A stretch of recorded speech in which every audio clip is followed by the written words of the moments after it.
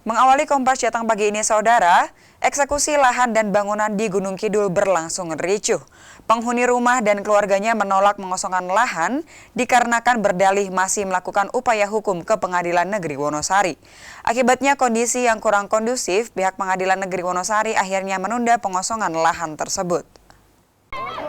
Sejumlah warga terpaksa diamankan petugas kepolisian Polres Gunung Kidul saat eksekusi lahan dan bangunan milik Eko Haryanto, warga Kelurahan Sambirejo, Kapanewon, Ngawen, Gunung Kidul, Yogyakarta pada Kamis siang kemarin.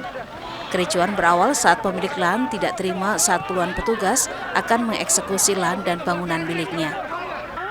Proses eksekusi lahan dan bangunan yang dilakukan Pengadilan Negeri Wonosari yang dikawal petugas kepolisian ini sudah berlangsung memanas sejak kedatangan petugas. Eko Haryanto, pengusaha otobus, menolak upaya eksekusi yang dilakukan petugas.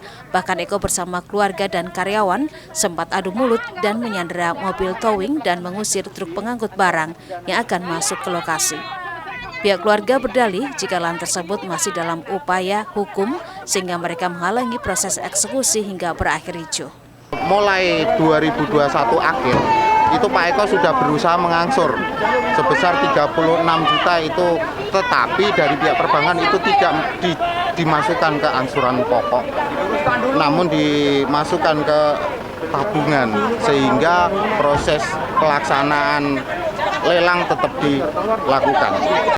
Sementara itu, pihak pemohon yang telah mengantongi hasil putusan lelang tersebut sudah beberapa kali melakukan negosiasi terhadap termohon, namun penghuni lahan tidak menyetujui hingga akhirnya proses eksekusi. Secara persuasif, kita sudah datang menyampaikan bahwa ini adalah objek milik klien kami, Pak Madian Muarang. Ya memang dia nggak terima. Dan itu sudah ada surat juga teguran supaya mengosongkan. Sampai surat teguran somasi ketiga. Lalu ketiga itu juga kita datang juga ada baik-baik, tetap juga ya mau dia bilang bahwa ya, gitu, dia tidak terima gitu loh. Sengketa lahan ini berawal ketika penghuni lahan Eko Haryanto mengakunkan 4 buah sertifikat tanah ke bank BTPN setempat senilai 150 juta pada 2011 silam. Eko pun menaikkan hutang pada tahun berikutnya hingga senilai 400 juta rupiah. Namun akibat pandemi, hutang termohon mengalami kendala hingga pada 5 Januari 2022 lalu masih menyetorkan uang ke bank melalui salah seorang karyawannya sebesar 36 juta rupiah. Usai menyetorkan uang tersebut, pada awal Januari juga keluar putusan lelang dari pihak pengadilan.